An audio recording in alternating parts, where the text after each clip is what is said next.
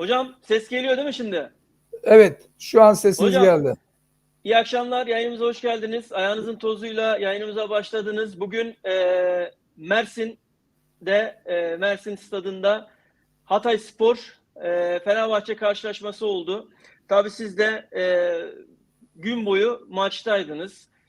Maçı yakından takip ettiniz. Bize tabii oralardan görseller, fotoğraflar attınız. Bizler de bunları hazırladık. Yayınımızda ilerleyen dakikalarda, ilerleyen zamanda bunları da yayına getireceğiz. Nasılsınız hocam? İyi misiniz? Nasıl geçti gününüz? Sağ olun, teşekkürler Barış Bey. Gayet iyiyiz, gayet güzel geçti günümüz. Evet, dijital Türk Spor'su olarak Mersin Stadı'nda taraftarlarımızla birlikte izleyicilerimize bir şeyler katmaya çalıştık. Gayet de güzel oldu. Hocam şimdi tabii 28. haftanın açılış maçlarından bir tanesiydi bugün. Tabii taraftarların her iki taraftarın da şampiyonluk adayı her iki taraftarın da Fenerbahçe ve Galatasaray'ın bu hafta zor geçeceği tahmin edilen bir haftaydı. Yani Şampi haftası zaten kapak görselimizde de onu belirttik. Fenerbahçe'nin yani bazı taraftarlar Fenerbahçe'nin bu hafta biraz zorlanabileceği yönünde böyle düşünceleri falan vardı. Tabii şimdi haftaya da Fenerbahçe lider olarak girdi. Yani yarın bir derbi var. Derbide şöyle altyazıyı getireyim hocam. Şunu da şöyle vereyim. Evet. Yarın Galatasaray derbisi var ve bütün Türkiye yarınki Galatasaray, yani Beşiktaş Galatasaray maçına, Tüpraş Stadı'ndaki maça kilitlendi. Yani Fenerbahçeliler de yarın Beşiktaşlı, Beşiktaşlılar da yarın Beşiktaşlı. Birçok taraftar yarın Beşiktaşlı olacaklar. Tabii bugün maç üzerinden gittiğimizde maçın içerisinde ben böyle ara ara maçı izledim. Tabii siz de canlı stat'tan izlediniz maçı ama Evet. Fenerbahçe golü bulana kadar gerçekten ciddi anlamda iyi bir baskı kurdu önde. Yani defansını öne çekti ve defans hattını önde iyi kurguladı. Belli ki maça çok istekli ve arzulu başlamıştı. Ta ki golü bulana kadar, golü bulduktan sonra şöyle kadroları da getireceğim ben hocam. Tabii şöyle başlayalım. Golü bulduktan sonra Fenerbahçe'de 38. dakikaya kadar bir durağanlık oldu. Yani Fenerbahçe takımı otomatik olarak takım halinde kendini geriye çekti ve rakibini beklemeye başladı. Oysa İsmail Hoca ben sağ kenarından gördüm. Hani eliyle bütün futbolcularına ileriye baskı kurun, baskıya gidin diye bir işarette bulundu. Yani eğer ki 38. dakikada o baskıyı, yani daha doğrusu 36. dakika falandı hocam. Eğer o oyuncularına uyarıyı yapmasaydı Fenerbahçe takımı oyun içerisinde takım olarak geride bekliyor olacaktı.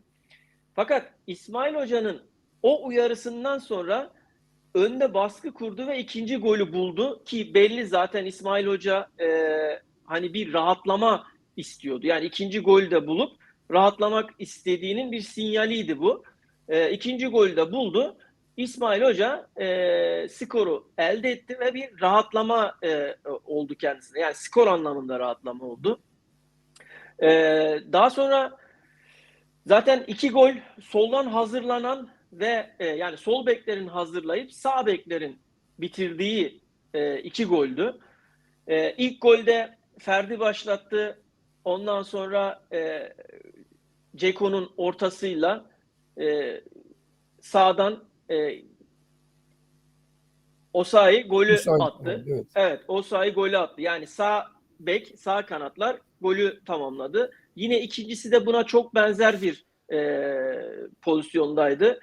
E, Yani sol bekler bugün asist yaptı. Sağ bekler, sağ kanatta dahil golü tamamladı.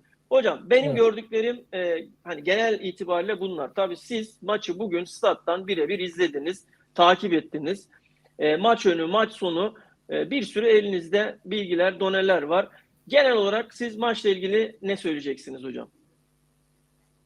Evet, Mersin'de bugün maça çok elverişli bir hava ve saha vardı. Gayet güzel bir ortam vardı. Fenerbahçe seyircisi stadyumun her ne kadar Kuzey Kale arkasını full doldurmuş gibi gözükse de kapalı ve maraton dahil olmak üzere e, hemen hemen %70'i Fenerbahçe seyircisiydi. Sadece Güney Evet. Kale arkasında Hatay Spor seyircisi vardı. E, Yani stadyumun diyebilirim %70'i Fenerbahçe seyircisiyle buluştu. Ee, Saha çok güzel, hava çok güzel, ortam çok güzel. Herkes iyi niyetli bir havada geçti maç. Maça gelecek olursak maçta genelde Fenerbahçe ağırlığını hissettirdi. İlk yarı bulduğu gollerle de sizin de bahsettiğiniz gibi soldan ortalarla sağ bek Osayi Samuel ve Cengiz de golleri buldu. Takım golleri bulduktan sonra domine etmiş oldu. Yani ondan sonra rahatladılar. Fazla bir kendilerine karşı da bir baskı görmediler. Benim burada Hatayspor beklediğim performansı göstermedi. Yani Evet. istediğim futbolu oynayamadı. Bir türlü yani verimli olamadı, verim alamadı yani.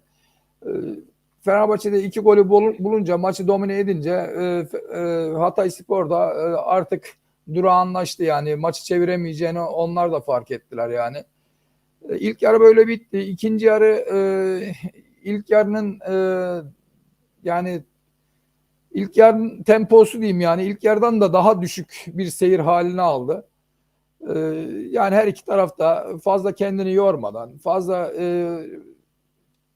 yani sakatlık makatlık korkusu olmadan maçı tamamlamaya çalıştılar ve böylelikle Fenerbahçe 2-0'lık bir galibiyet elde etmiş oldu Mersin'de Hatayspor karşısında. Evet, Yani şöyle hocam, şimdi mesela bakıyoruz, şimdi kadroları kıyasladığımızda elbette bir Hatayspor'un kadrosu Fenerbahçe ile kıyaslanamaz tabii ki. Yani bu maçta evet, bir Fenerbahçe'nin bariz üstünlüğü vardı. Ya tabii bu geçen seneden malum biliyorsunuz deprem bölgesi takımlarından bir tanesi Hatayspor. Dolayısıyla ciddi anlamda zaten psikolojik olarak bir çöküntü halindeydi takım. Arkasından biraz da maddi olarak çöküntü haline geçti. İşte tesisler falan filan derken antrenman tesisleri, stat derken zaten stat maçlarında bu sezon Mersin'de oynuyor.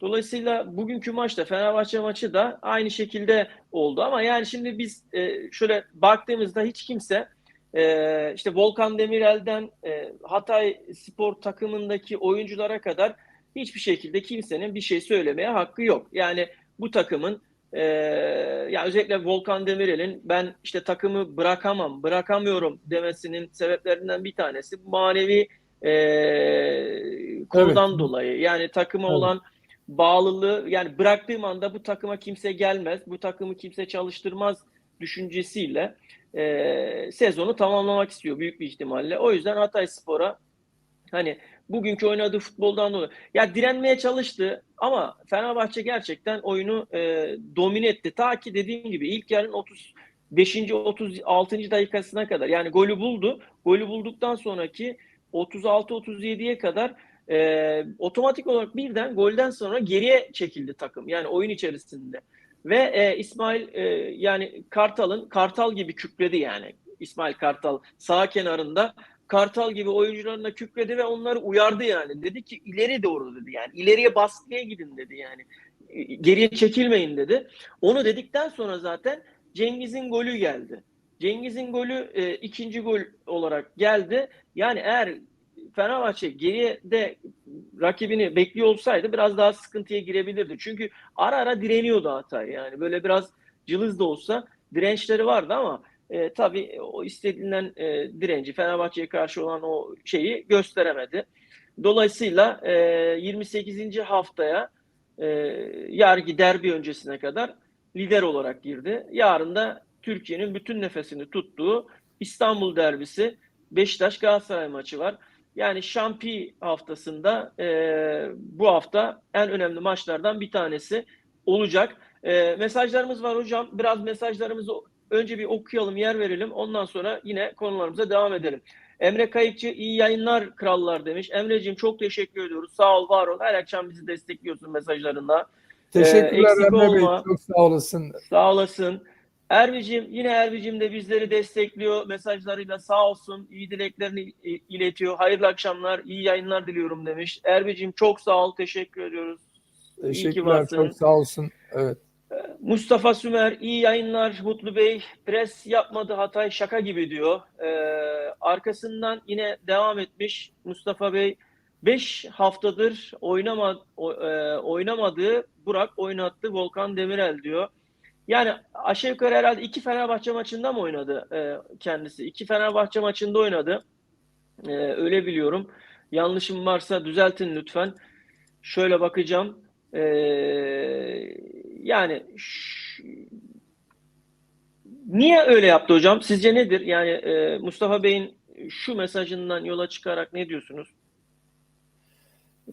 Evet yani takım içerisindeki durumları tam bilemiyoruz. Olabilir belki performans durumu olabilir, sakatlık durumu söz konusu olabilir.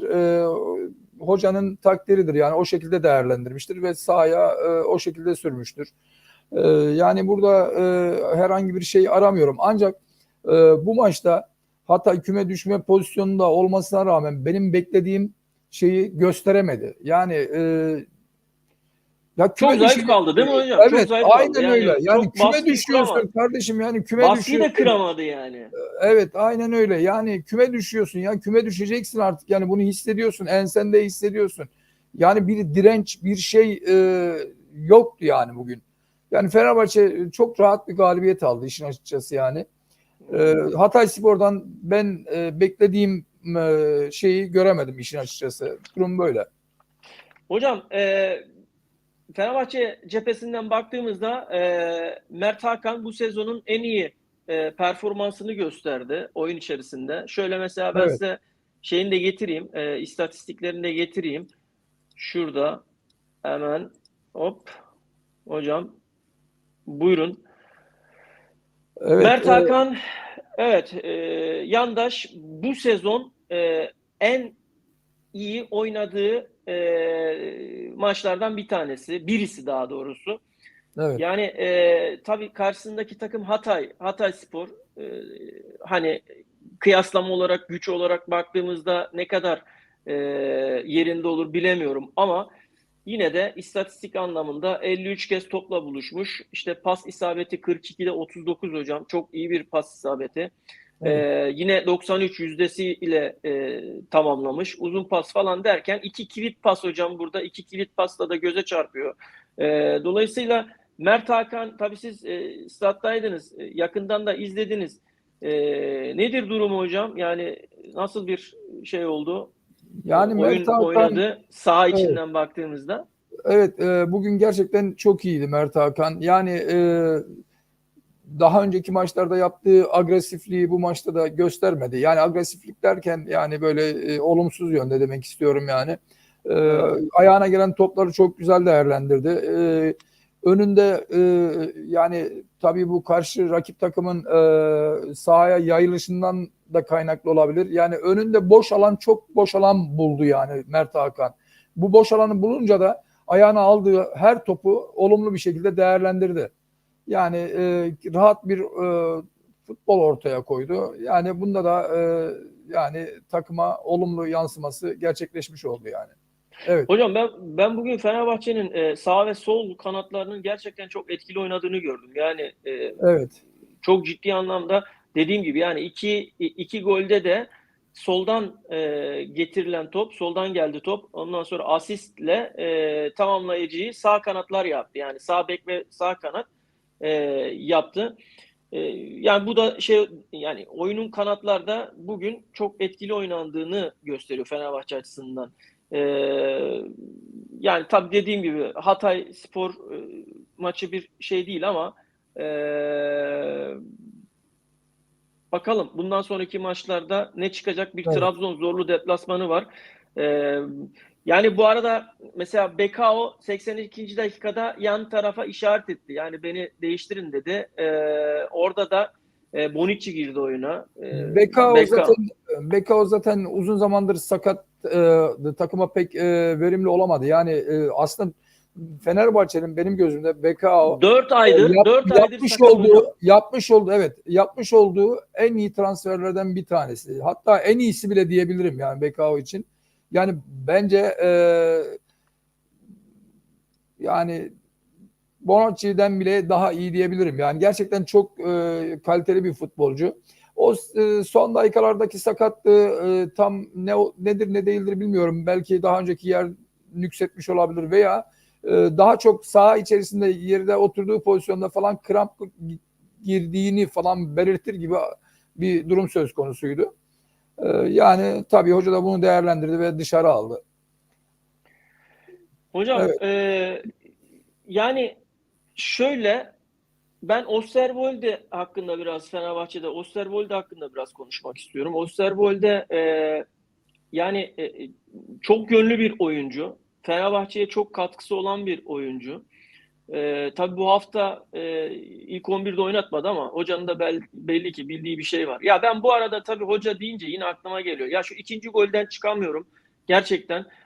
İkinci gol İsmail Kartal'a yazar. Gerçekten orada hani hep eleştiriyoruz ya, böyle eleştirildiğimiz zaman evet. burada dile getiriyoruz falan, söylüyoruz böyle, işte anlatıyoruz, sen işte hani Fenerbahçe hocası değilsin falan filan, böyle vergide ver ediyoruz adama, eleştiriyoruz ama doğru yaptığı şeylerde de takdir etmemiz gerekiyor. Ben şahsım adına açıkçası ikinci golde %100 İsmail Kartal'ın müdahalesi, yani hamlesinin sağ kenarından futbolcularına hamlesi sonucu geldiğini düşünüyorum. Ve bu yüzden de İsmail Kartal'ı gerçekten bu hamlesinden, uyarısından dolayı ben tebrik etmek istiyorum. Yani maç orada İsmail Kartal'ın hamlesiyle geldi. Hocam Mustafa Sümer Icardi'ye ceza veren PFDK Mert Hakan'a vermedi. Bu konu hakkında düşünceleriniz nedir diyor. Siz ne diyorsunuz? Var mı herhangi bir yorumunuz bununla ilgili hocam? Yani MHK yani muhakkak bunları değerlendirmiştir. Bunları dikkate almıştır. Yani burada bir farklı bir konuya girip değerlendirmek istemiyorum. Yani olayı şey boyutuna taşımak istemiyorum işin açıkçası. E, Yani öyle uygun görmüşler. Valla Evet. hocam ben Mustafa Bey'e katılıyorum. Burada yani PFDK'nın gerçekten yanlı davrandığını düşünüyorum. Yani Icardi'ye eğer siz bir maç hani neye göre verdiklerini de henüz daha da açıklamadılar. Bunu önceki yayınlarımızda da söyledik. Neye gerekçe olarak gösterdiğinizde ceza verdiklerini açıklamadılar. Ama Mert Hakan'ın gerçekten oyun içerisinde göstermiş olduğu tavır, hareket ve küfür, yani bu alenen küfür, yani sinkaflı küfür ediyor. Yani bunu görmemezlikten gelmek bence açıkçası biraz ben burada kasıt ararım. Dolayısıyla PFDK'nın buradaki bu yaklaşımı bence sorgulanması gerekir diye düşünüyorum yani. Evet. Hocam şöyle devam edeyim. Tabii maç sonu açıklamalar falan var. Oralara geleyim. Bu arada hemen şöyle yapalım. Cengiz'in bir açıklaması var hocam. Cengiz diyor ki, kariyer rekorumu rahat geçeceğimi düşünüyorum. Yaklaşık 2 ay futbol oynamadım. Sakatlık dönüşü zor olsa da şimdiden 9 golüm oldu. Daha fazla atacağımı düşünüyorum. Kendimi iyi hissediyorum. Mental olarak düşmemeye çalışıyorum. Dışarıya kulağımı kapatıyorum ve sadece işime odaklanıyorum. Devamı var hocam. Baskı olmuyor. Ankara-Gücü maçında benzer bir pozisyon yakaladım ama atamadım. Burada attım. Duşan ile çok iyi anlaşıyorum. Kendime güveniyorum ve özgüvenim var. Daha çok maç var. Uzaktan gollerimi taraftarlara göstereceğim diyor.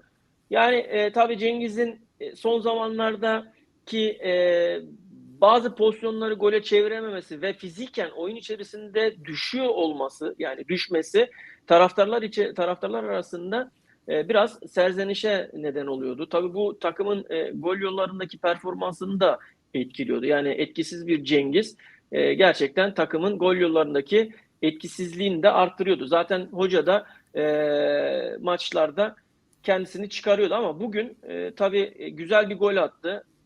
Attığı golde ikinci golle takımını rahatlattı. Biraz nefes aldırdı ve oyunu domine eden bir gol oldu. Dolayısıyla Cengiz biraz istikrarsız geliyor bana. Yani çok istikrarlı Evet. gelmiyor. Hani bir var bir yok maçlarda. İşin Dolayısıyla açıkçası Barış Bey, işin açıkçası bu maçta da tamam golünü attı. Bir evet, iki pozisyonları falan oldu. Ancak bu maçta da Cengiz o kadar etkili değildi. Canlı gözle izleyince bunu gayet net gördüm ben yani. evet, E, Sol kanattaki futbolcuların daha etkili olduğunu, Fenerbahçe'de sol kanattaki futbolcuların daha etkili olduğunu gördüm yani. Sağ evet. kanada göre sol kanattakiler daha etkili. Yani burada Ferdi, bir Ferdi, Hakan, Mert Tadic. Hakan Yandaş, Tadic yani bunlar bindirmeleri e, diğer kanada göre gerçekten daha güçlü olduğunu gördüm yani. Hocam bugün Neticede ben gollerin ara ikisi ara de bu kanattan gelen ortalarla gerçekleşti. Yani tamam Cengiz golünü attı ama sahada yani tam istenilen performansı gösteremedi diyebilirim yani. Ben bugün Szymański'nin performansını da beğendim hocam. Yani Szymański Evet, bugün ilk yarıda çok istekliydi. Böyle şutlar falan böyle uzaktan denemeler falan yaptı. Girdi aralara çıktı falan böyle takımı ofansta ateşledi. E, Yani bugünkü hareketliliğini, istek ve arzusunu ben Szymański'nin açıkçası beğendim. E, Yani bakalım önümüzdeki haftalarda Fenerbahçe adına durumlar daha nasıl olacak bilemiyoruz. Bekleyip göreceğiz. Maç sonu açıklamalarına devam edelim hocam. E, Yani şöyle aslında biraz bir istatistiksel olarak gidersek şurada bir istatistik var hocam. Şimdi 24'te golü Samuel'le bulduktan sonra az önce de söyledim. Fenerbahçe otomatik olarak yani kafa olarak futbolcular nedense geriye çekildi ama İsmail Hoca 27'de falan futbolcularını ikaz etti, uyardı ve ileri çıkın dedi. Yani ileri baskı kurun dedi. Ve akabinde düzeltiyorum, çok özür dilerim. Önce ileriye çıkın dedi, sonra golü buldu. Yani böyle bir durum söz konusu oldu. Yani ben İsmail Hoca'yı takdir ediyorum. Gerçekten güzel bir orada e, oyuncularına taktik verdi, oyunu yönlendirdi. Metin Şentürk, hayırlı akşamlar, iyi yayınlar diliyorum. Güzel insanlar, objektif yorumlarınızın yayının kalitesine katkısı oldukça yüksektir. Devamını diliyoruz. Teşekkür ediyoruz Metin Bey, sağ olun, var olun. Yani şöyle objektif evet objektif olmaya çalışıyoruz ama yani doğru ya da doğru, haksıza da haksız demekten de e, bazen kendi düşüncelerimiz objektif olmayabiliyor da mesela ben farklı düşünüyorum işte Mutlu Hocam farklı düşünüyor falan.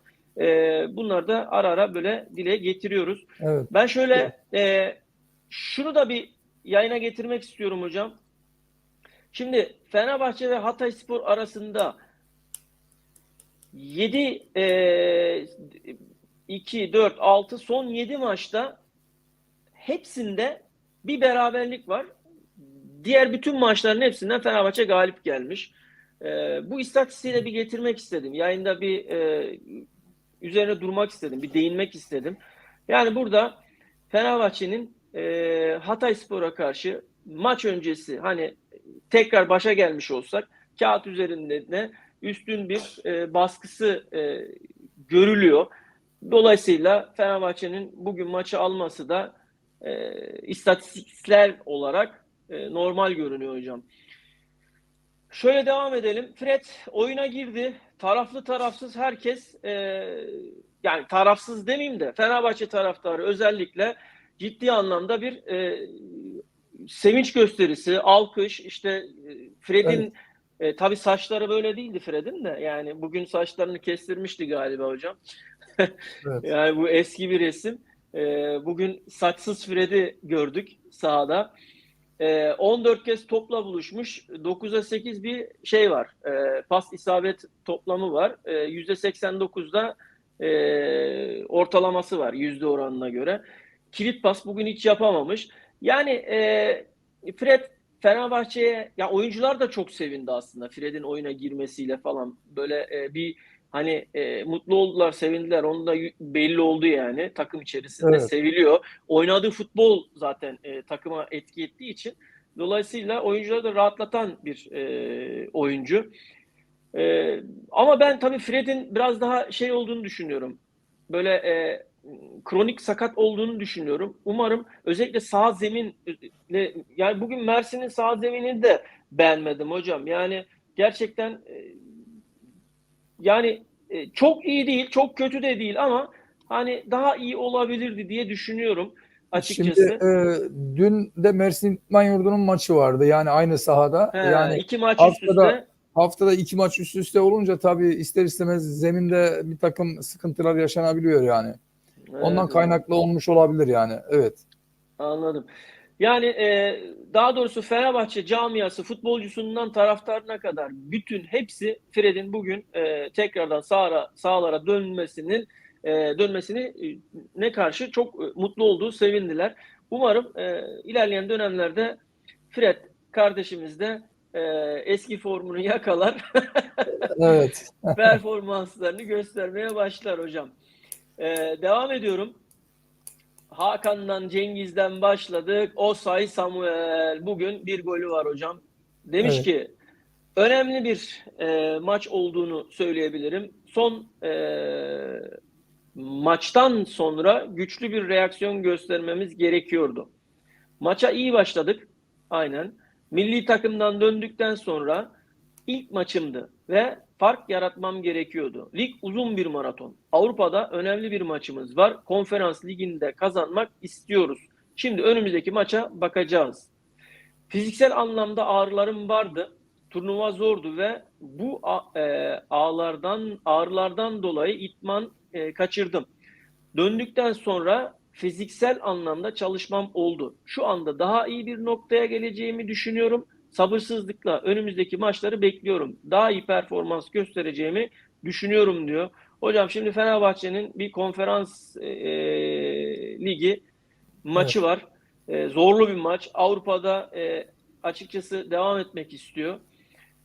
Fenerbahçe'nin bu maçta ki şansını ve Osay Samuel'in değerlendirmeleri hakkında ne düşünüyorsunuz? Ee, Yani mantıklı bir açıklama olmuş. Yani milli takımdan döndükten sonra Hocam bir çok kısa özür diliyorum. Yani izleyicilerimiz gelmeye başladı. Biraz sonra bugünkü maçın içerisinden saha içinden yani seyircilerle özellikle bir taraftarımız bir kız böyle minik bir taraftarımızla bir röportaj yapıldı. O röportajı sizlere izletmek istiyoruz. Yayınımızı izlemeye devam edin. Biraz sonra çok ironi bir röportaj da olmuş skor anlamında. Bizi kaçırma yani yayınımızı kaçırmayın, izlemeye devam edin diyorum. Hocam buyurun, kusura bakmayın araya girdim. e, Bir anda önemli sayı değil. yükseldi görünce Evet, böyle evet. öyle söylemek istedim. Şimdi Osayi Samuel burada milli takımdan döndükten sonra ilk maçı olduğunu belirtmiş. Bir fark yaratması gerektiğini söylemiş. Gerçekten sahada da güzel hareketleri oldu, güzel pozisyonları oldu. Neticede golünü de buldu. E, Yani ilerisi için tabii ki daha iyi olacaklarını belirtiyor. Konferans liginde kazanmak istediklerini söylemiş. Bakacağız, göreceğiz yani. Evet. Bakacak diyorum hocam yani. Evet. Bakacağız, göreceğiz yani. Evet. Yani Peki hocam. konferans liginde yalnız şunu söyleyeyim. Konferans liginde bir Hatayspor olmayacak yani. Tabii, Bunu tabii. da böyle söylemek gerekir yani. Evet. Zorlu Yani rakip ben hocam. burada şöyle söyleyeyim. Yani Hatayspor gerçekten istediğim benim tahmin ettiğim Bugün reaksiyonu hocam gösteremedi yani. Bugün Hatay sizde bir hayal kırıklığı yaratmış ya, belli Aynen öyle. yani. Aynen öyle. Yani Yani zaten yorgunluğunuzdan da belli. Herhalde bir evet. yorgunluğunuzun sebebi bu. Yani Hatayspor galip gelseydi biraz daha böyle daha şey olacaktı. motive olmayacaktı ama evet, Evet. Hatayspor gerçekten bugün oyuna etki edemedi. Ama tabii burada hocam şey de var. Yani Fenerbahçe'nin çok istekli ve arzulu oynaması. Yani bir de Galatasaray Ya derbisi var. şimdi arada Beşiktaş bir Galatasaray kalite farkı yani gözle görülüyordu yani işin açıkçası yani tabii. kadro kalitesi yani oyun kalitesi çok net bir şekilde gördük bunu sahada yani. E, Hocam bir de zaten evet. eleştiriliyordu Fenerbahçe. Son maçlarda şöyle eleştiriliyordu. İşte yani ilk yarı, sezonun ilk yarısındaki oynadığı futbolu bir türlü son maçlarda gösteremiyordu. Yani oyuna yansıtamıyordu. Ne yapıyordu sezonun ilk yarısındaki maçlarda?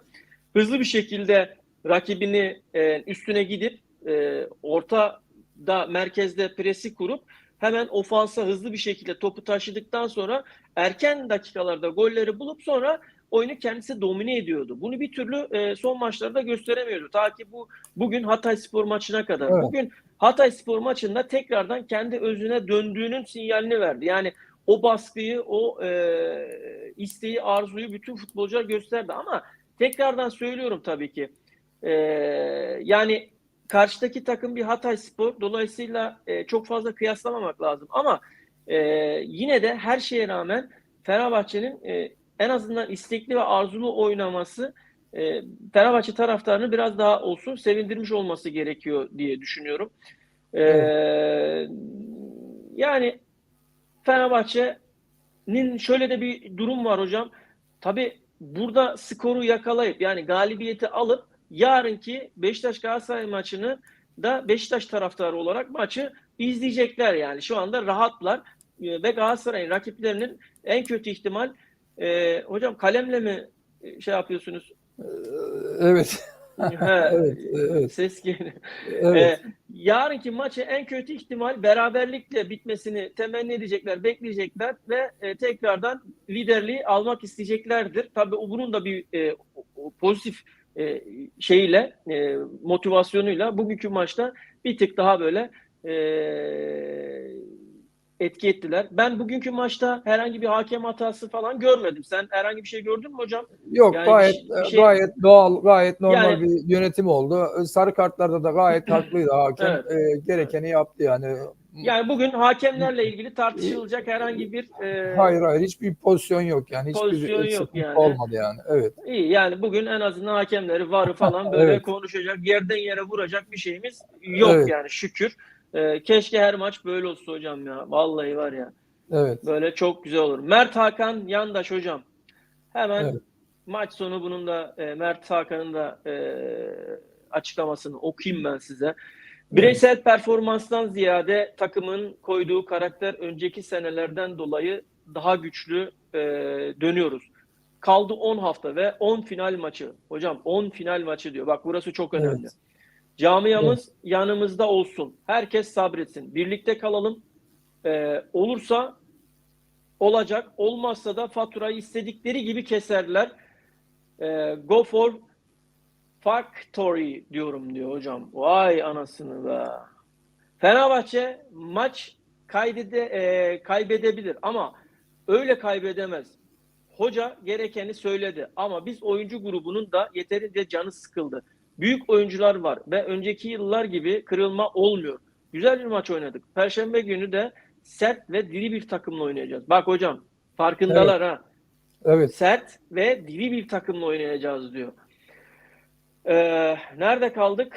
Oynayacağız.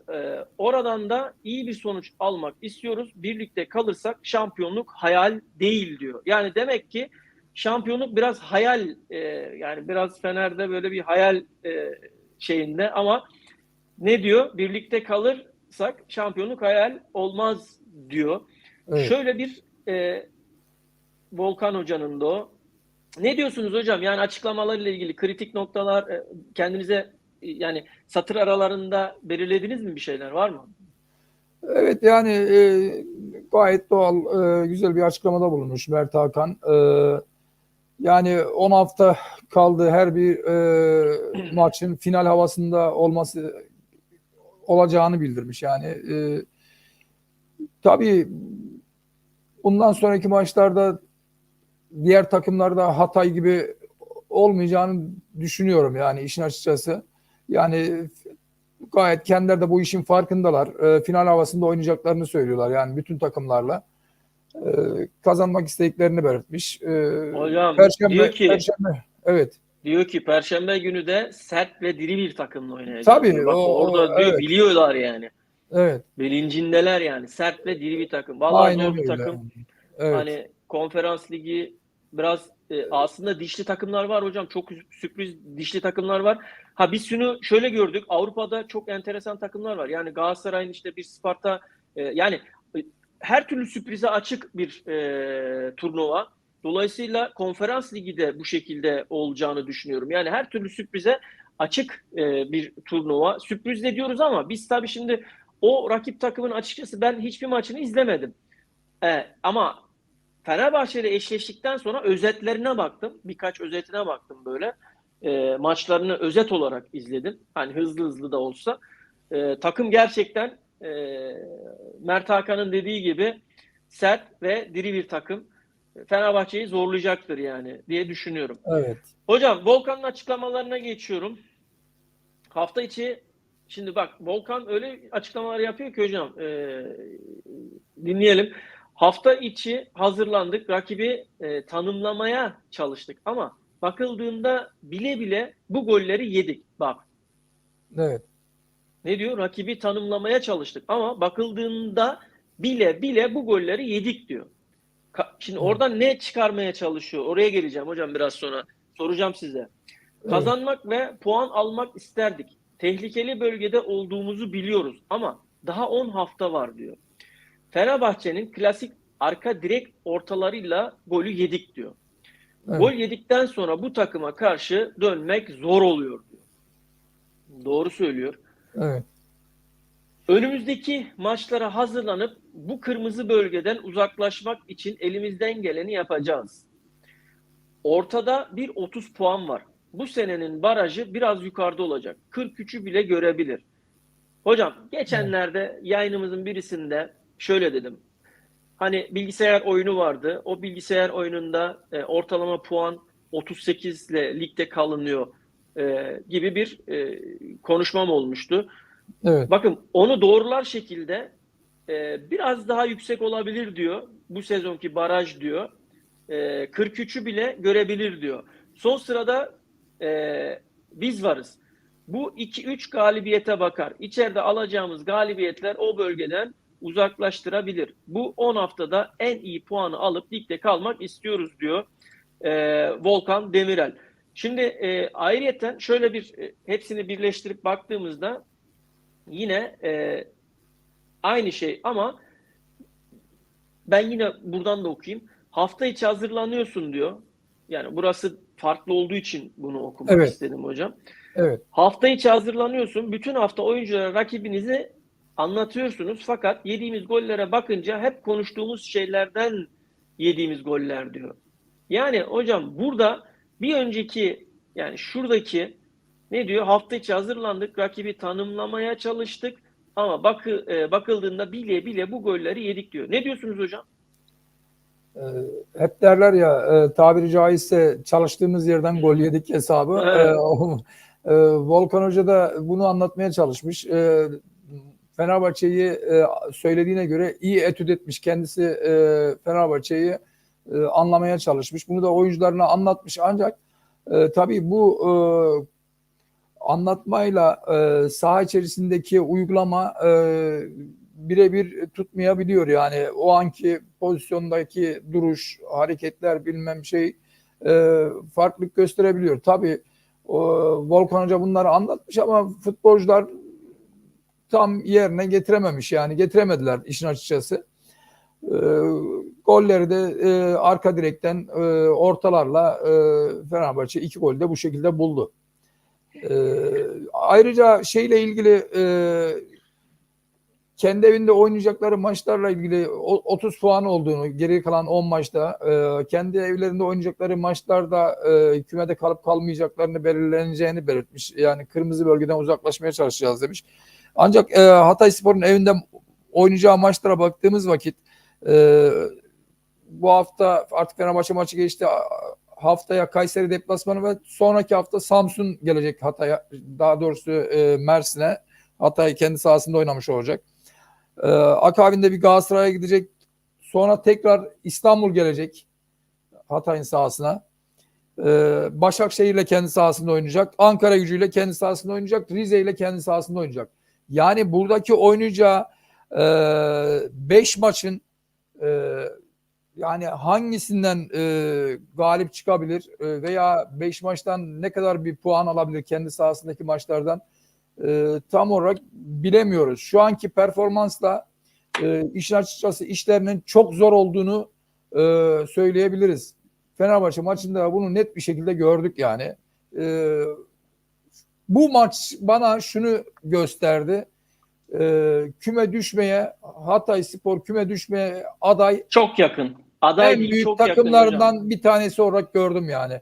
Ya bunu söylemek istemezdim. 6 yıl Hatay'da kaldım. Ekmeğini yedik. Suyunu içtik.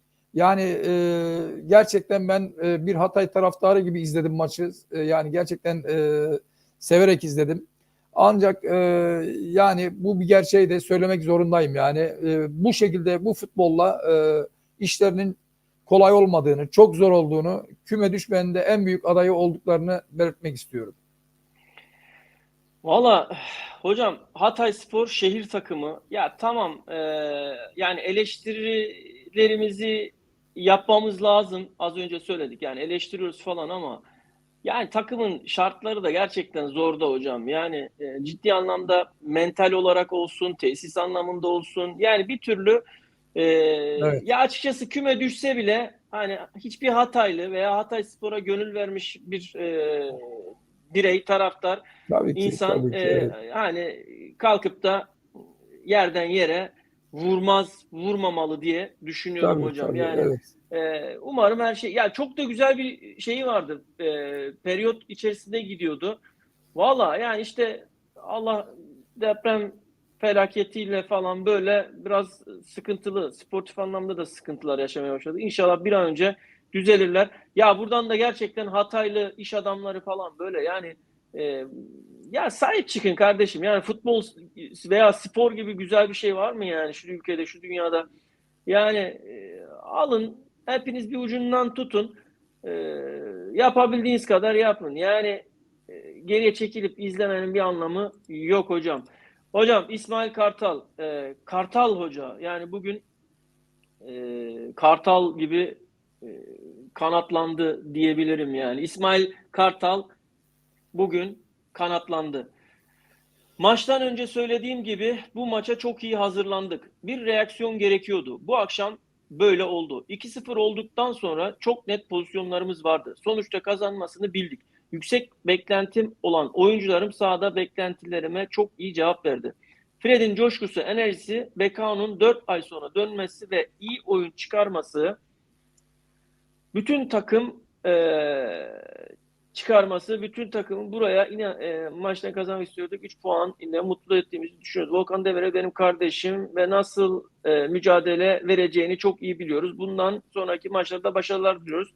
Herhalde ben yüklerken biraz hocam hata oldu. Takımdaki hocam hepsi üst düzey. Herkese aynı mesafedeyiz. Hepsini ne kadar sevdiğimizi biliyorlar. Şu ana kadar güzel geldik. Sezon sonuna kadar sezonu en iyi şekilde bitirmek istiyoruz demiş. Bazı oyuncuları oynamaları için, bazılarını yıpratmamak için bu değişiklikleri yaptım. Zor bir deplasmandan 3 puan alarak güzel bir reaksiyon verdi takım. Bu galibiyeti Fenerbahçe tarafından alıyor. Zor bir deplasman dedi hocam. Şimdi deminden beri ya İsmail Hocam hangi takımla, ya İsmail Hocam bazen evet, şimdi az önce biraz övdüm oyun içindeki şeylerini ama yani bu açıklamanla şimdi zor deyince yani bir anda hani maçı izlemeyen birisi şu açıklamayı okursa diyecek ki lan sanki Milan'la oynamış Fenerbahçe'de, Milan Yani deplasmanından çıkmış gelmiş bunun yorumu yapıyor diyecek yani. şöyle Barış Bey, şimdi İsmail Hoca da burada yani karşılarında böyle bir Hatayspor beklemiyorlardır diye maç öncesi düşünüyorum. Yani yine Arkadaşlar de maçtan çok güzel röportajlarımız var. Özellikle minik bir bayan taraftarımızın. Yayınımızı biraz sabredin. Biraz sonra yayına getireceğim.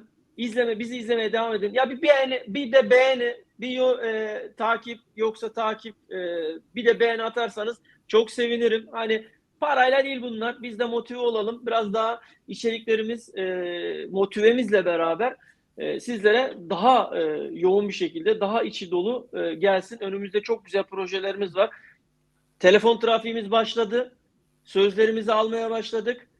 Hocam, yayından sonra bugün bir telefonum daha oldu. Bir telefon görüşmesi daha gerçekleştirdim. Onunla ilgili de bilgi aktaracağım. Hani zamanından dolayı maçtaydın falan, konuya giremedik. Aslında bugün aradığımda seni onun için aramıştım ama sen gürültüden dolayı falan duyamadın. Sesten dolayı falan. Şöyle Barış Bey, maçlarda tabii diğer statlarda da aynı durumun söz konusu olduğunu tahmin edebiliyorum. Yani internet bağlantıları kesiliyor. Evet. İnternet bağlantıları kesiliyor. Yani hatta şebeke ağı bile zaman zaman görüşmelere kapanıyor. Evet. Ondan dolayı bazı görüşmeleri veya bazı istediğimiz şeyleri gerçekleştiremedik. Doğrudur yani. Evet. Böyle bir durum söz konusu oldu ya statta. Evet. Hocam buyurun. Sizinle mesaj var. Evet. Hocam, Kaan Bey Bey mesaj göndermiş. Hocam, Galatasaray çok tek teşekkür mağlubiyetinden ediyoruz. Hatayspor'dan aldı demiştim. Fenerbahçe karşı da öyle oynarlar mı diye size sormuştum. Oynayacaklar demiştiniz. Sizce Hatayspor oynadı mı? Vallahi Maalesef evet. Kaan Bey oynayamadılar daha doğrusu. Bir de Fenerbahçe çok iyi hazırlanıp gelmiş gördüğüm kadarıyla. Yani sizin söylediğiniz gibi yani Hatayspor benim beklediğim reaksiyonu, benim beklediğim performansı gösteremediler. Yani ben ümit ettim ki düzeltiyorum, kümede kalma yolunda dirençli bir maça çıkarlar, dirençli bir maç çıkarırlar diye düşünmüştüm. Ancak bu benim beklentilerimin çok altında kaldı. Öyle olunca da tabii Fenerbahçe karşısında Fenerbahçe çok güzel, kolay bir galibiyet almış oldu. Evet. Teşekkür ediyoruz Kaan Bey'e. Sağ olun, var olun. Bizi Evet. desteklemeyi bırakmayın Kaan Hocam. Şimdi hocam, bugün şurayı kapatalım. Şöyle gelelim. Bugün neredeydiniz? Stat'taydınız. Mersin ne stadı hocam? Mersin Stadyumu olarak söyleyelim. Mersin stadı. Evet, Evet. Mersin Stadyumu. Elinize sağlık, yüreğinize sağlık. Hem Sağ bizler ol. için, hem Evet. kanalımız için, hem bizi izleyenler için bugün yani tabiri caizse taştan suyu çıkarttınız diyebilirim. Yoruldunuz, geldiniz, ayağınızın tozuyla da canlı yayına çıkıyorsunuz şimdi. Hocam, ben şimdi izninizle şöyle ilk röportajı bir yayına getirmek istiyorum. Soru soracağız. Buyurun hocam. Merhabalar. Merhaba. Galiba Fenerbahçelisiniz. Evet öyleyim. Çok şükür. Maç sonucuyla ilgili ne düşünüyorsunuz? 3-0'ı kazanırız. 3-0 Fenerbahçe alır. Fenerbahçe alır. Evet. 2 Tadiç atacak. Evet. Bir tane de Şimanski atacak inşallah. 2 Tadiç, bir Szymański atacaklar. Maçı 3-0 Fenerbahçe kazanacağını söylüyor. Fenerbahçe bir taraftar kardeşimiz. Hayırlısı olsun. Hayırlısı olsun. Hak eden kazansın. Hak eden kazansın. Teşekkür ediyoruz. Çok sağ olun. Hocam, pardon. Orada Herkese sevgiler, saygılar. Mersin Evet. Arena Stadyumu'ndan dedik. Hocam Evet. 3-0 demiş. 3-0'a az, yani bir gol kala yaklaşmış yani. Evet. Yorumlamış. Maçtan hemen önce izleyicimiz Fenerbahçe taraftarı olduğunu söyledi. Hocam, bir video daha var ki beni benden aldı. Şöyle bir onu da getireyim.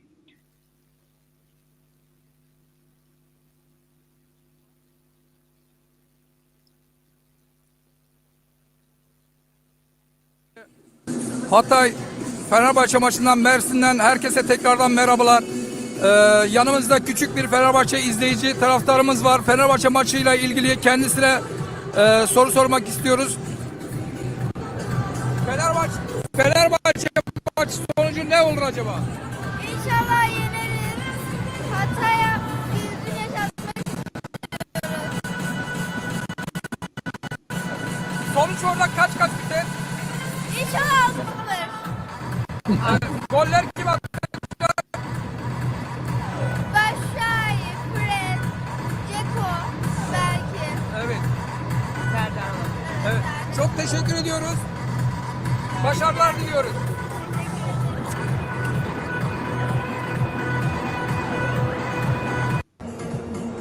Maç E, evet hocam. Vallahi var ya yani kızın gönlünden çok güzel şeyler geçmiş ama evet. o kadar skoru yakalamak da hani her maçta nasip olmuyor. Sizin de gerçekten emeklerinize sağlık, yüreğinize sağlık.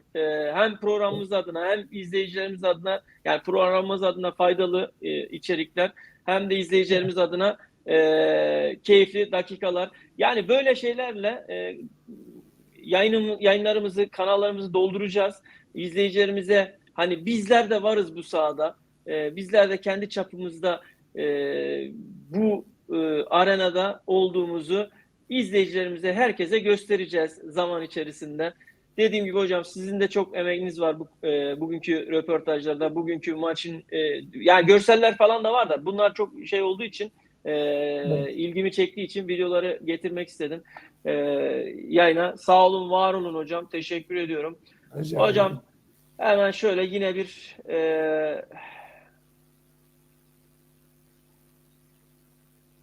görselimizi girelim hocam.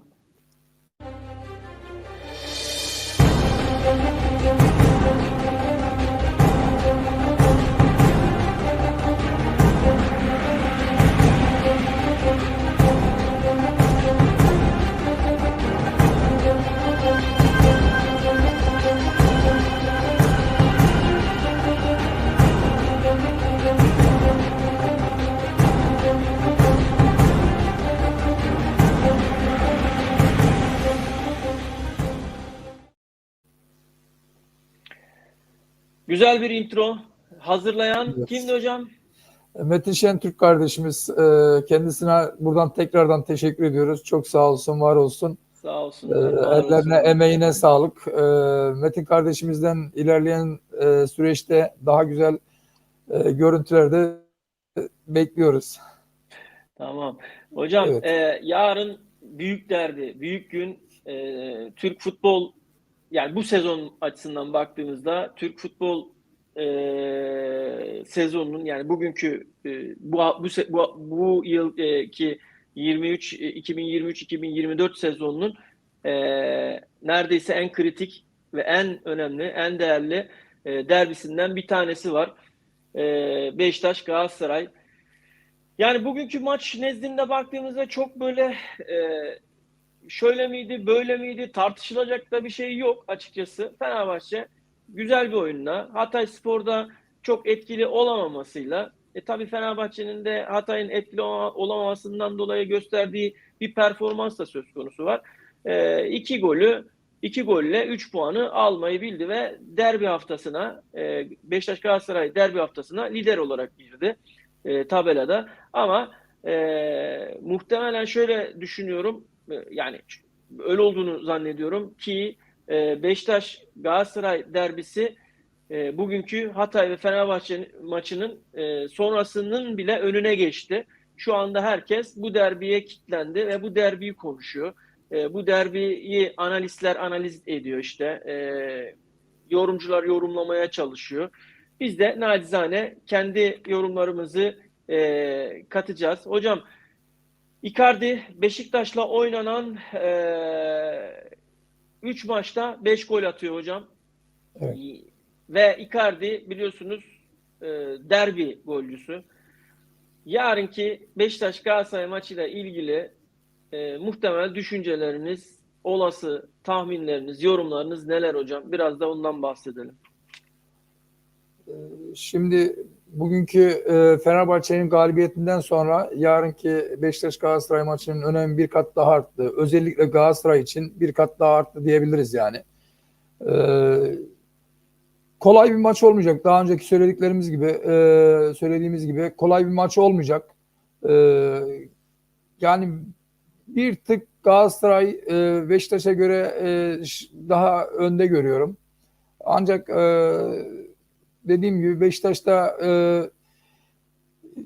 Avrupa Kupası'na katılma adına burada Galatasaray'a bu maçı kolay vermeyecek. Vermeyecek derken yani galip gelmeye çalışacak yani. Elinden gelen her şeyi yapacak galip gelebilmek için yani. Evet. Gününde olan götürebilir.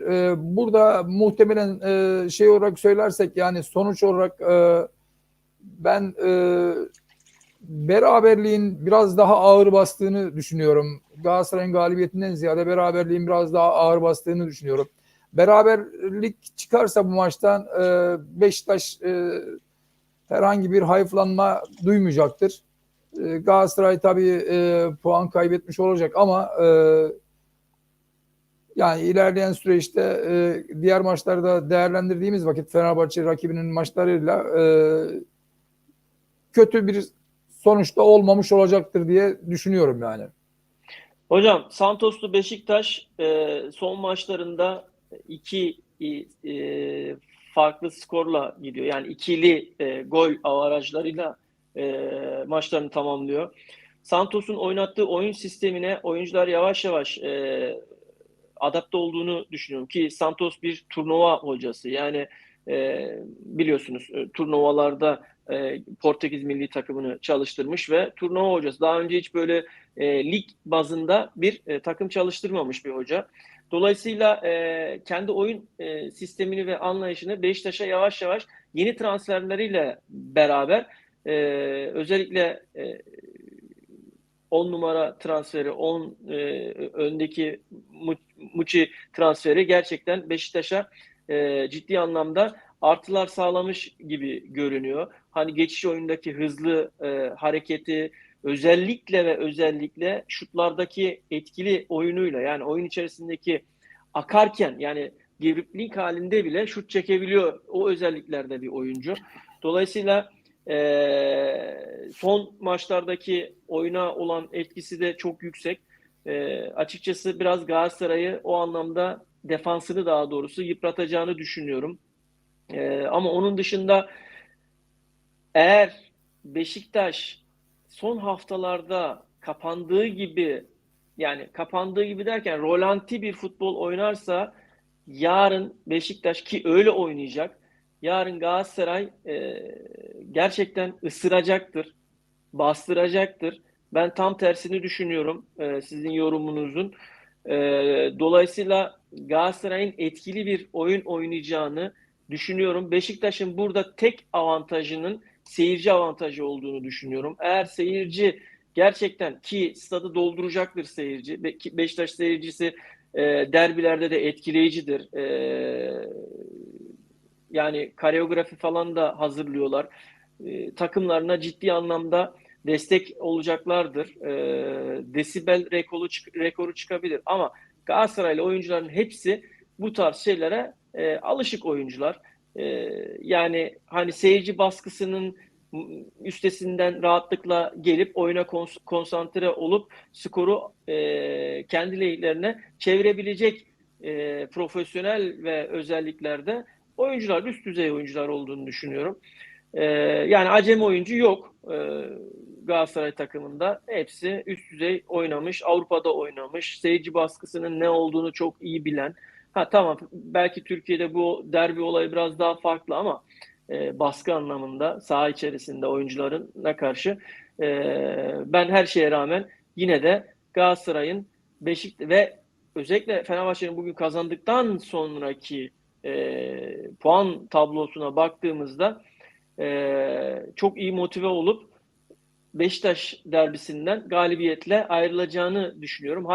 Hatta iki farklı bir galibiyet de olabilir diye tahminimi yapıyorum. Bu arada Galatasaray sevdalısı iyi yayınlar. Derbi için ikinizden de skor tahmini alabilir miyim demiş. Bu arada ben yanıtlamış oldum. Yani ben 2-0, hatta hiç ironi yapmıyorum, 3-1 buralarda falan maçın bitebileceğini tahmin ediyorum. Tahminim bu yönde. Evet, şimdi Galatasaray sevdalısına bir yorum da ben yapacaktım. Şimdi Ha, buyurun. Galatasaray Ziraat Türkiye Kupası'ndaki maçı gibi bir maç oynamayacak. Yani burada bunu söylemek istiyorum. Yani demin sözümün başında da söyledim. Yani Galatasaray Beşiktaş'a göre bir tık daha önde olacak. Beraberliğin ağır basacağını söyledim ama tabii bu Beşiktaş'ın saha ve seyirci avantajıyla ondan sonra işte Galatasaray'ın Fatih Karagümrük maçındaki mağlubiyetiyle demoralize olmuş şekliyle sahaya çıkarsa yani bir ortada bir maç olabileceğinden bahsettim.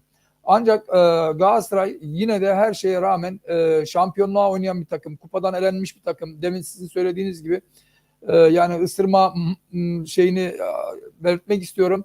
Aslan dişlerini gösterecektir yani. Bir tık daha Beşiktaş'ın önünde, yani galibiyet konusunda Beşiktaş'ın önünde olacağını düşünüyorum. Maç skorunu da söylemem gerekirse Beşiktaş Galatasaray 2-1 alır diye düşünüyorum. Hocam, Galatasaray'ın bu sezon mutlaka ve mutlaka şampiyon olması gerekiyor. Niye şampiyon olması gerekiyor? Ciddi bir transfer bütçesi harcadı. Ciddi bir maliyeti var.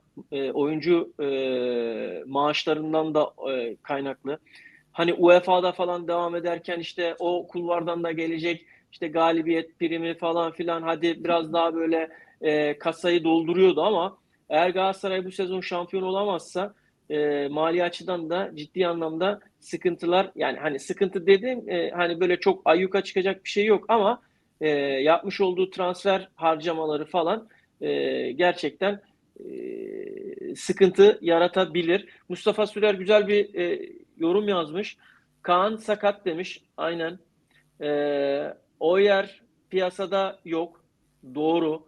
Sağ bek Barış olursa sağ önde Tete felaket. Sağ bek tercihi kim olmalı demiş. Valla ben şöyle cevaplıyorum Mustafa Bey'in sorusunu. Bizim Sanchez Tottenham'da böyle bazı maçlarda sağ bek oynadı. Yani Tottenham döneminde sağ beklerde oynamışlığı var. Dolayısıyla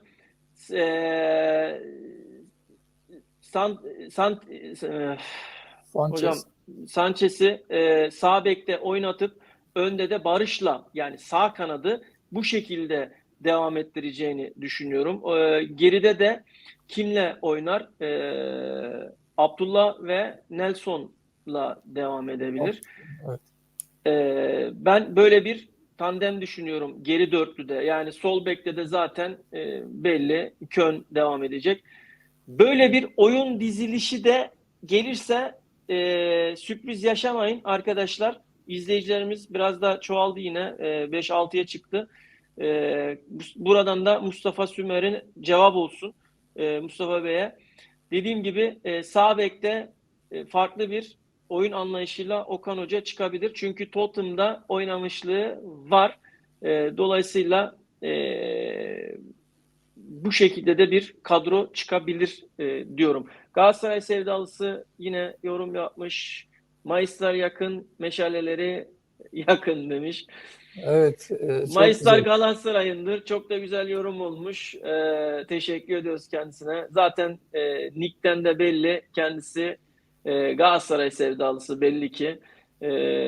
Her renge, her taraftara yayınımızda yer var. Buyursunlar, gelsinler, yayınımıza katılsınlar diyorum.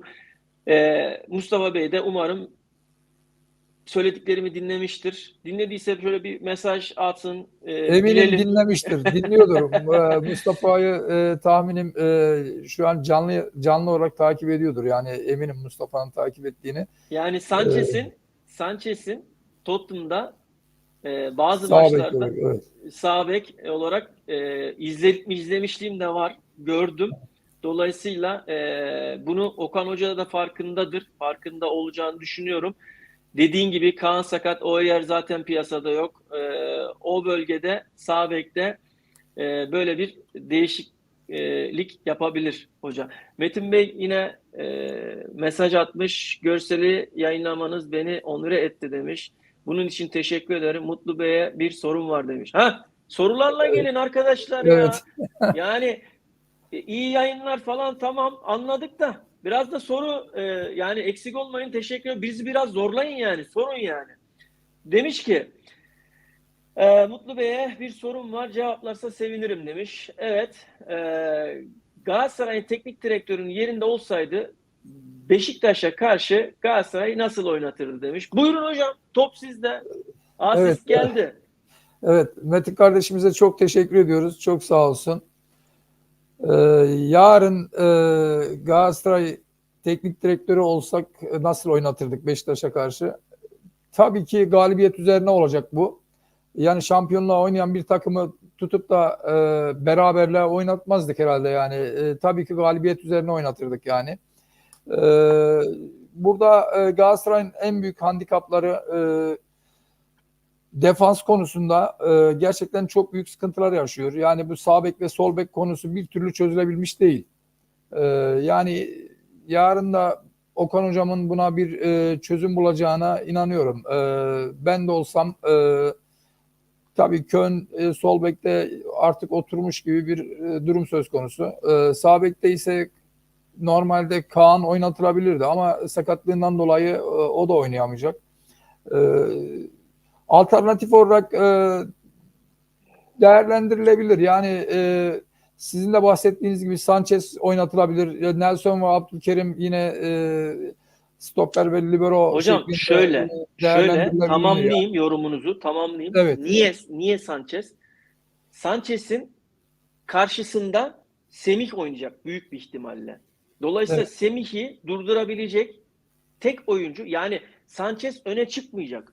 Öne çıkıp kanat bindirmesi yapmayacak. Sadece Semih'i kitleyip durdurmakla görevli olacak. Yani eğer sağ bekte şu an herhangi bir Galatasaray takımının oyuncusu orijin sağ bekli biri yoksa ve önlem amaçlı da Semih'i karşısında Sanchez alternatifi var. Ki daha önceden de Tottenham'da sağ bek oynamış bir oyuncu. Dolayısıyla sağ bekte Semih'in karşısında oynatması Semih'i de kitleyecek. Orada bir önlem almış olacaktır diye düşünüyorum ben.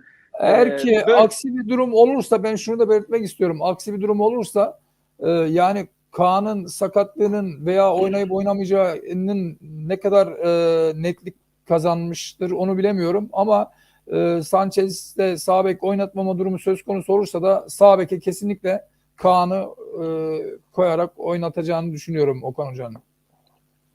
tamam hocam. Evet. Mustafa Bey demiş ki tekrardan duydum hocam, Sanchez'in sağ bek geçmişine bakıyorum. Mustafa hocam bulursan bir mesaj atıver, bir şeyler söyle de bize, biz de eğer yanlışımız varsa hemen düzeltelim. Hatamız varsa da sizler nezdinde düzeltmiş oluruz. Hocam yani şöyle gerçekten zorlu bir maç. Bu arada şeyi de söyleyeyim. Ziyech bugün Hollanda'ya uçtu hocam. Hollanda'ya gitti. Yani Beşiktaş derbisi öncesi aslında geniş kadroda yer alıyordu Ziyech ama tedavisi için Ajax kulübü doktoruna görünmek için Hollanda'ya gitti. Ajax kulübüne uçtu. Tedavisini orada devam ettirecek. Vallahi bence komple evde ne eşyası, valizi varsa toplayıp hepsiyle beraber evi de taşıyıp gitse yani iyi olurmuştu hocam. Yani bir gitsin, bir daha da gelmesin, yani onu demek istiyorum. Kendisine de buradan geçmiş olsun dileklerimi iletiyorum. Valla ha var ha yok yani. Sen derbide oynamayacaksın, orada oynamayacaksın, burada oynamayacaksın. Tüm önemli maçlarda oynamayacaksın. Ne yapacaksın? Hatay maçında mı oynayacaksın? Örnek veriyorum yani, hani parantez içinde. Evet. Yani Hatay maçında oynatacak adam çok yani. Önemli olan fark yaratacak oyuncuları maçlarda bu tarz oyuncuların olması diyor. Mustafa Sümer hocam demiş ki yok doğru demişsiniz Barış Bey demiş. Yani biliyoruz, takip ediyoruz biraz oradan. Yani Okan Hoca'nın, yani nacizane tabii bizimkiler yanlış anlamayın da biraz futboldan anlıyoruz yani. Avrupa futbolunda da İngiltere'yi biraz da yakından takip ediyorum yani, izliyorum da. Ta ki yayın hayatına başlayana kadar, yani şu an bizi izlediğiniz, şu yayın hayatına başladığım ana kadar Türk futbolunda Galatasaray harici çok fazla maç izlemiyordum ben açıkçası. Yani şeydeydim böyle yani keyif vermiyordu, zevk vermiyordu ama İngiltere maçlarının çoğunu izliyordum yani kaçırmıyordum. Birçok futbolcuyla ilgili de bilgim var. O yüzden bildiğim için Okan Hoca da mutlaka zaten bunu biliyor yani. Biliyordur yani. Biliyor, farkındadır yani. Biz biliyorsak o da farkında yani. Böyle bir önlem alacaktır ki karşısındaki oynayacak kanat oyuncusu da Semih ki Semih de son maçlarda biliyorsunuz skor üretebilen bir genç yetenek, genç oyuncu. Dolayısıyla bu maçta da Semih'e karşılık da Sanchez'i alıp orada bir kitleme de yapabilir. Hocam bir saati açtık. 1 saat 10 dakika gibi bir yayın süremiz oldu. Şöyle yavaş yavaş toplamaya yani yayın akışımızı toparlamaya falan başlarsak hocam ihale yapıldı bugün. Sonuçlandı. Yayın ihalesini yine mevcut yayıncı kuruluş aldı. 3 yıllığına aldı. Şöyle bir notlarıma bakıyorum hocam. Yıllık 5,7 milyar TL karşılığında yani TL bazında bir sözleşme yapılmış, imzalanmış. 3 yıllık hocam. Yani burada Saran grubu, işte Bein Sport falan filan işte spekülasyonlar falan derken biz geçen yayınımızda da konuştuk. Son dakika bir hamleler olmazsa ki büyük bir ihtimal olacaktır dedik. Yine bizim dediklerimize hemen hemen geldi. Sizin de söylediğiniz gibi. Ne diyorsunuz hocam? Kısaca bir şöyle değinirsek bu konuya da. Evet yani kısaca 150 milyon euronun üzerine çıkılmış olduğu anlaşılıyor yani o günkü bahsettiğimiz gibi netice itibariyle yani böylelikle de sizin söylediğiniz konu da gerçekleşmiş oluyor. Federasyon ne derse o olur konusu. Yani hocam kılıçlar çekildiyse bak evet. tekrar ediyorum. Kılıçlar çekildiyse federasyonu bu savaşta yenebilecek hiçbir kulüp yok. Evet. Ki hiç kimse de cesaret etmesin. Federasyonun yapılan savaşı kimse kazanamaz. Bu kadar nokta. Yani bu Galatasaraylısı, Fenerlisi, Beşiktaşlı kim olursa olsun hepsi için geçerli. Savaşı, yayın ihalesiyle olan savaşı da yine federasyon kazandı hocam. Saran Holding'in burada bir açıklaması var. Takip etmişsiniz muhtemelen. Evet. İşte ihalenin formalite icabı iptal Evet. edildiğini, yani amacın burada önceki yayın kuruluş olan Bein Sport'a yeniden vermek olduğunu belirtmiş. Yani Söyledik hocam. Yani evet, hepsini anlattık, evet, söyledik yani evet. burada Gerçekten dümen dönecek dedik yani. Dümen dönecek yani. O gerçekten şöyle söylüyorum Barış Bey, yani bu son 2-3 yayındır yaptığımız konuşmalar, bir önceki yayında yaptığımız konuşma diğer yayında, bir sonraki yayında ortaya çıkıyor, gerçekleşiyor yani. Bu kadar doğru tespitler, bu kadar doğru kararlar, güzel bir analiz yapıyoruz yani. Ben yani kendimizi naçizane burada şey olmayacağım yani, güzel tespitler mütevazi olmayacak. Mütevazi olmayacağım. Aynen öyle yani. Evet. Hocam yeri geldiğinde mütevazı olma. Evet. Mütevazi Ya olmak istemiyorum şöyle burada. tabii Yani. biz bizler şimdi ya bizi çevremiz, arkadaşlarımız şöyle görüyor olabilir yani. Biz şimdi bazen ben mesela özellikle kendi çevremde spor ve futbol adına çok fazla konuşmuyorum. Yani bilinçli olarak konuşmuyorum. Ama her şeyi yakından takip ediyorum mesela. Bildiğimiz için de bazen de yoruluyorum açıkçası. Şimdi arkadaşlar özellikle yayınlara başladım. Herkes bir şey soruyor mesela. Sormaya başladı çevremde. Abi şu nasıl olur? Senin düşüncen ne? Bu böyle mi? Hakikaten sen yayında anlatmışsın, söylemişsin. Hakikaten olmuş, gerçekleşmiş falan. Nereden biliyorsun abi? Hayırdır? İstihbarat mısın sen? İstihbarattan futbol camiasından şey mi var falan filan. Ya bunun için müneccin olmaya gerek yok. Yani tecrübeyle bu işlerin hepsinin cevabı sabittir, bellidir. Biraz böyle futbolun içini de takip edenler olayın nerelere kadar gideceğini 3 aşağı 5 yukarı kestirebilir. Biz belki biraz daha yayınla itibaren, yayın gereği de biraz daha fazla irdelemeye başladık. Daha fazla incelemeye başladık. Daha niye? Çünkü bizi izleyenler bizim boş olduğumuzu, boş konuştuğumuzu düşünmesinler diye. E, yani Evet. ne yapıyoruz? İnce eleyip sık dokuyoruz. Dolayısıyla elbette biz tahmin ve yorum yapıyoruz ama inandığımız tahmin ve yorumları yapıyoruz. Dolayısıyla bunun karşılığı olarak da sizin de belirttiğiniz gibi son 2-3 zaten bu 7. yayınımız, daha çok yeniyiz. Yani çok çok yeniyiz daha. Önümüzde ne Evet. yayınlar olacak daha, neler çıkacak. Hangi denizde, hangi deryada neler bulacağız Allah bilir. Hocam yani bir de şey konusu var, aklıma geldi şimdi yine. Bugün Emre Belezoğlu bir açıklama yaptı Morutan'la ilgili. Morutan bizim futbolcumuz değil dedi. Ve şöyle de bir durum var. Eğer iki kulüp anlaşmazsa Morutan ilk 11'de Evet. oynayamayacak artık Evet. Ankaragücü'nde. Böyle de bir durum söz konusu. Galatasaray ve Ankaragücü kulübünün muhtemelen, hani bu bir çıkan haberdi. Muhtemelen tabii futbolcunun da geleceği neticesinde bu işten ekmek yiyor. Yani ailesi var, çoruğu var, çocuğu var, profesyonel bir futbolcu. Kulüpler anlaşıp bu konuyu da tatlıya bağlayacaklardır diye düşünüyorum. Hocam 1 saat 16-17 dakika oldu. Toparlayalım isterseniz. Güzel bir yayın oldu. Yarın daha tempolu, daha belki de daha hakem hatalarının olduğu, daha çok spekülasyonların konuşulacağı, işte bizim işte şöyle miydi, aman varcılar, hakemciler, yok Şimdi oyuncuların diyeceğimiz bir tempomuz olacak. e, Buyurun hocam. var deyince, hakemler deyince bir konu daha gündeme geldi Barış Bey. Bunu da belirtmek istiyorum. Evet hocam. Şimdi var hakeminin yanına ikinci bir var hakemi, Evet. destekleyici Evet. hakemi Evet. konulacağı gündemde. Bu Evet. Galatasaray'ın Fenerbahçe ile oynayacağı Süper Kupa finalinde yine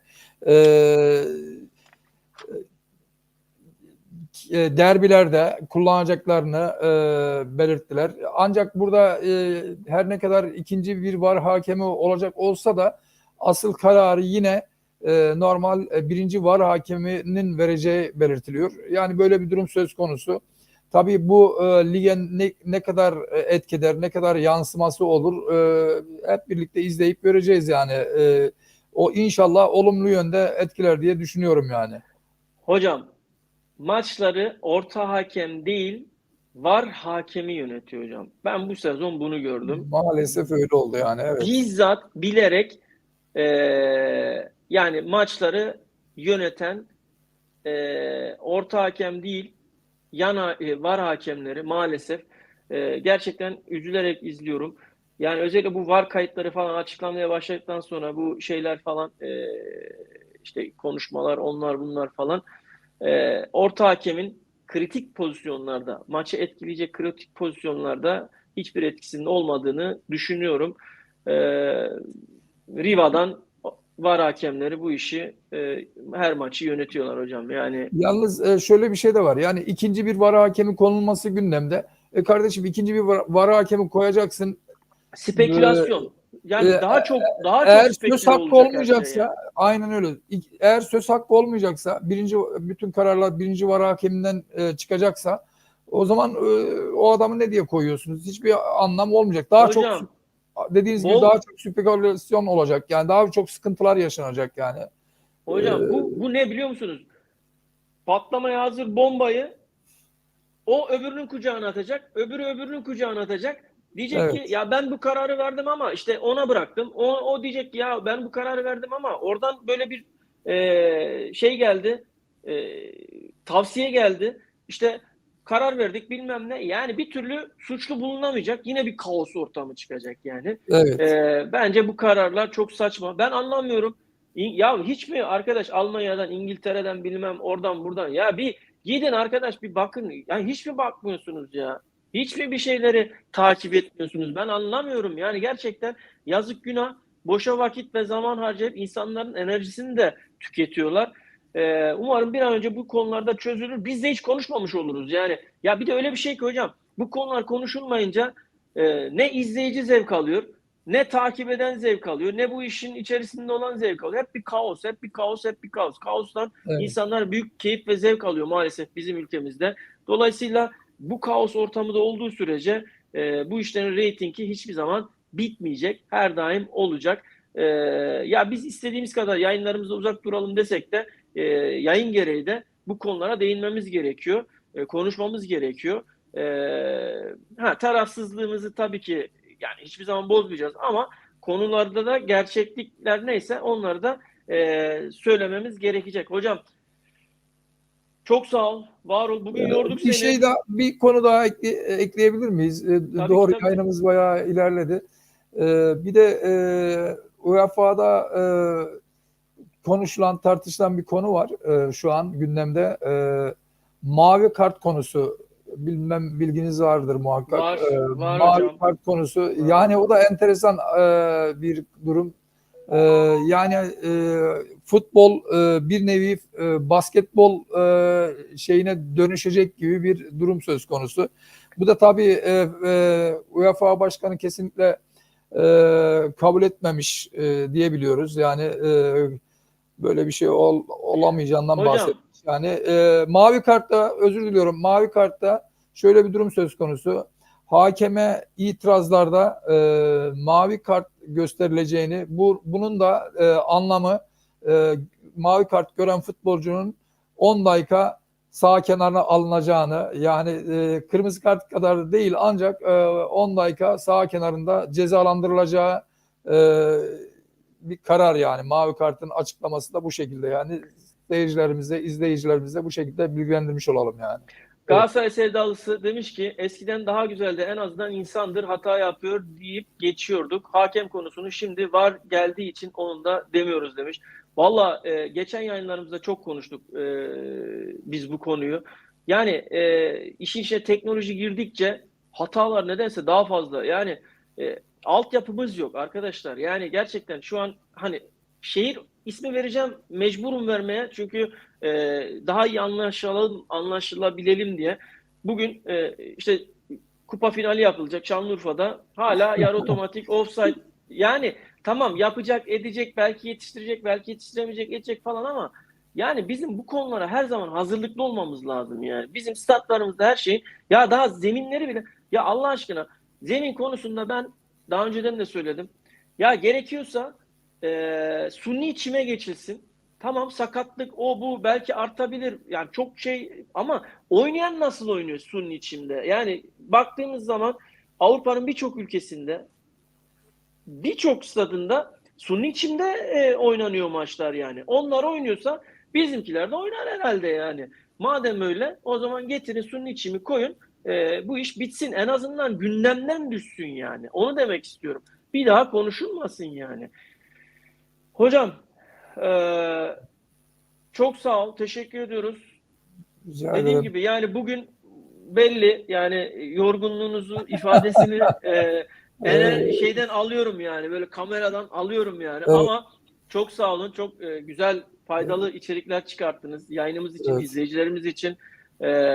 Devamlarını bekliyoruz hocam. Hani yelkenleri bırakmıyoruz. Hemen toparlanmıyoruz. Evet, evet.